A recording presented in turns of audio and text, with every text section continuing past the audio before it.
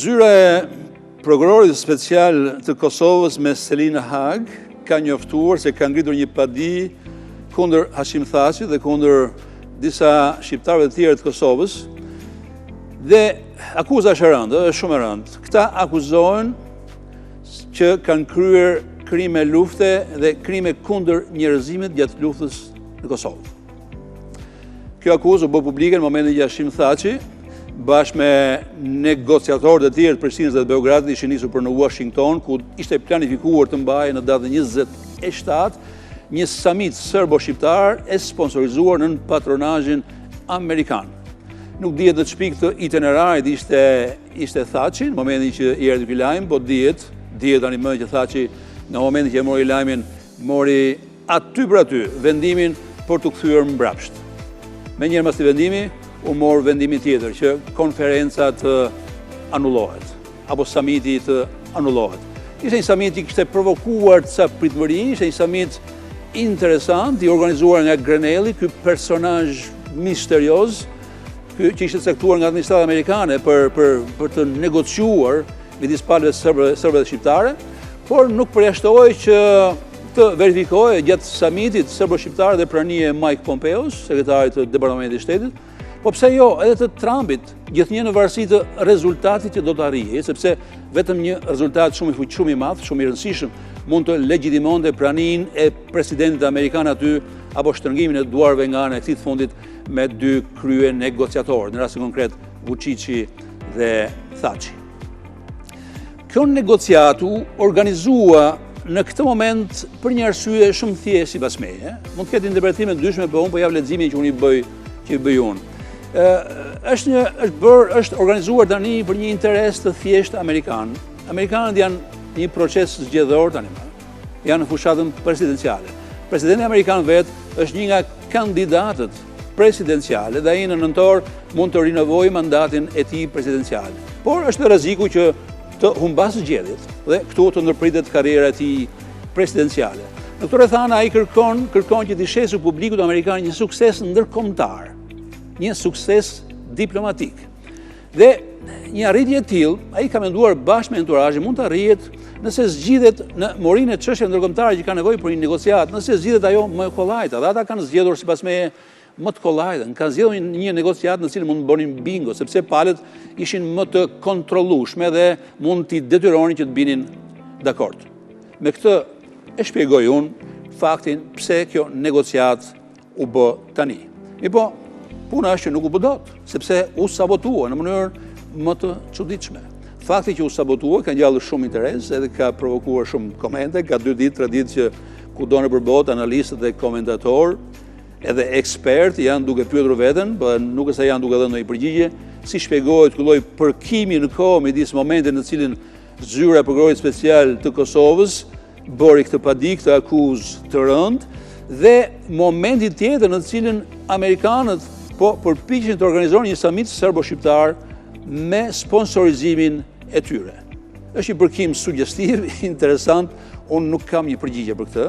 Të gjithë ata që kanë mendje konspirative janë të lejuar të bëjnë leximet e tyre konspirative, sepse një ngjarje të frymëzon, por nuk jam mësuar të bëj lexime konspirative. Sipas meje do ketë një arsye shumë të thjeshtë, e cila do zbulohet shumë shpejt në ditët apo javët e ardhshme. Ajo që ndodhi, për mua ka ndodhur për të mirën e shqiptarëve. Nuk e kam fjalën për akuzën që u bë Thaçit, ajo është një gjë që e dëmton dhe penalizon dhe e lëndon imazhin e shqiptarëve në botë, sepse Thaçi është një personazh i njohur, jo thjesht si presidenti i Kosovës, kjo po edhe si njëri që ka pasur një rol të jashtëzakonshëm gjatë gjithë viteve të fundit, por sidomos në luftën e Kosovës, për cilën dhe po akuzohet në këtë moment. Nuk e kam fjalën për këtë, pra. Unë mendoj që u bë mirë për fakti që negociata u anullua, sepse pala shqiptare nuk duke se ishte shumë e përgatitur për të përballuar një negociat me serbët në këtë moment, që ka për të qenë negociat historike, negociat që nuk ka për tu përsëritur. Ky nuk ka qenë momenti më i mirë për shqiptarët për të bërë një negociat të tillë. Madje unë kam frikë se ka qenë momenti më i keq i mundshëm.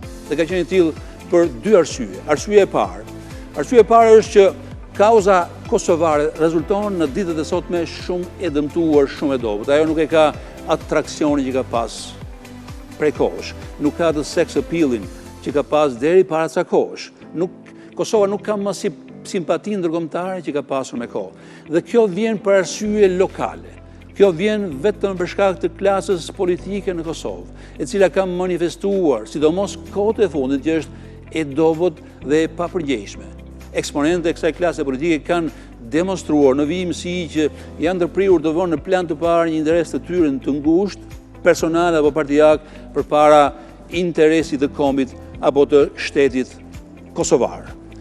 Ata kanë bërë të mundur edhe një gjë që do duhet ishte e pamundur. Kanë prishur një konsensus, edhe ishte i vetmi konsensus që ekzistonte në Kosovë, po edhe në gjithë botën shqiptare, dhe konsensus që konsistonte në faktin që shqiptarët ishin bindur tani më që amerikanët ishin aleatët e tyre providencial, dhe kjo aleancë duhej ruajtur, kjo aleancë midis shqiptarëve dhe amerikanëve duhej ruajtur, dhe duhet të ruajtur me çdo kusht, sepse është një aleancë që nuk të vjen kollaj, ne na ka qelluar në hise.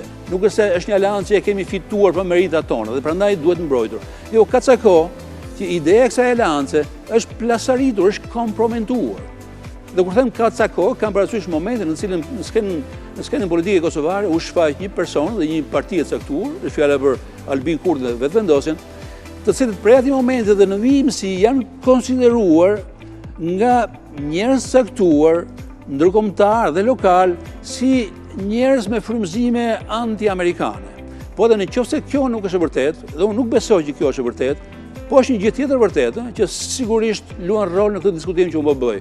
Ka amerikan, ka njerëz të administratës amerikane, të cilët janë të sigurt se Albin Kurti e kompani dhe njerëzit e tij kanë frymëzime anti-amerikane. Dhe kjo e dëmton. Kjo është faktori i fundit që i bën një dëmtim shtesë kauzës kosovare, e dobëson atë akoma më shumë. Po ka një arsye të dytë që na bën të gëzohemi, sipas meje, pse këto negociata u anulluan. Këto negociata, edhe pa arsyen e parë që më përmenda, do të ishin të pabarabarta si negociata, sepse do të ishin negociata midis negociatorëve shqiptar, të cilët janë ata që janë dhe janë të dobët për arsye që ne i dimë, dhe një negociatori sërb që quhet Aleksandar Vučić, i cili është më i fortë se kurrë. Ai është babai i kombit sërb sot. Është në terma literale babai i kombit sërb sot. Ai ka një mandat fuqishëm politik, ka dhe një mandat fuqishëm popullor për të marrë pjesë në çdo negociatë dhe për të marrë çdo lloj vendimi në negociatat e mundshme, sidomos negociatat midis shqiptarëve dhe serbëve. Ai sapo ka dalë nga një palë zgjedhje të dielën, të cilat i fitoi në mënyrë spektakolare. Ai mori 2/3 e parlamentit dhe është një dominim parlamentar që nuk e ka asnjë udhëheqës politik në Europën e sotme. Ai është udhëheqësi politik më i fuqishëm në Europë dhe është udhëheqësi më i fuqishëm politik në historinë serbe të kohëve të fundit. Ai është i fuqishëm në terma kushtetues, në terma parlamentar, në terma politik, në terma elektoral, sapo e thash, sepse sapo fitoi zgjedhjet dhe i krahasuar me politikanët shqiptar në Kosovë, ai është tepër i fuqishëm. Politikanët e Kosovës e kanë humbur fuqinë e tyre o për shkaqe elektorale, sepse asnjëri prej tyre nuk merr më shumë se 25-30%, por e kanë humbur fuqinë e tyre edhe për shkak të sherrëve që ata bëjnë njëri me tjetrin, edhe për shkak të tentativave delegjitimuese që ata i bëjnë njëri tjetrit. Dhe kjo e ka bërë pra negociatën të barabartë qysh në start.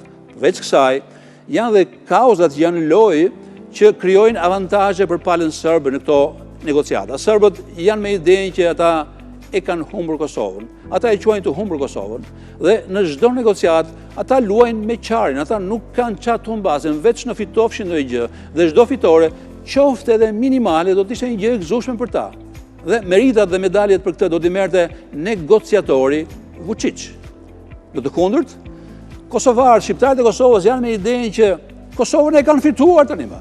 Nuk kanë se të fitojnë më. Në çdo negociatë të mundshme, ata nuk kanë se të fitojnë më, veç në humbshin ndonjë gjë. Por çdo humbje, edhe një humbje minimale, do të konsiderohet si katastrofike nga ana shqiptarëve të Kosovës. Dhe për këtë do të vinin në bangon e të akuzuarve krye negociatorë. Në këtë rast Thaçin, po kushdo që mund të ishte në vend të Thaçit. Kjo është arsye e dytë pra, apo e fundit, pse ishte mirë që kjo negociat nuk u bë pikërisht në këtë moment. Pati njerëz që menduan se, okej, këto vështirësi dhe këto dobësi janë, po ne kemi Amerikanët atje që janë zotë të shtëpisë dhe ata do vazhdojnë të luanin lojën shqiptare që kanë luajtur, lojën pro-shqiptare që kanë luajtur deri më sot. Po kjo nuk ishte gjasa që ndodhte së pari sepse Amerikanët në rastin ishin zotë të shtëpisë dhe ata nuk kishte pse ta komplementonin rolin e zotit të shtëpisë duke bërë lojën në favor të një palë. Dhe pastaj është faktori i dytë, presidenti i Amerikës është Donald Trump. Nuk e ka emrin Bill Clinton, nuk e ka emrin George Bush. Donald Trumpi nuk ka asnjë lloj sentimenti, nostalgjie, ndjesie apo emocioni pro-shqiptar. Aty çështja kosovare i hyn nga njëri vesh dhe i del nga tjetri. Në këto rrethana, përsëris dhe njëherë ishte një gjë e mirë që jo për arsyet tonat, jo për dëshirën tonë, jo për vullnetin tonë, këto negociata u anulluan dhe u lanë për një kohë tjetër. Me siguri për një kohë që do të datoj pas zgjedhjeve presidenciale në Amerikë, kur president mund të jetë dikush tjetër dhe negociatat mund të kenë një frym dhe një frymëzim të ri.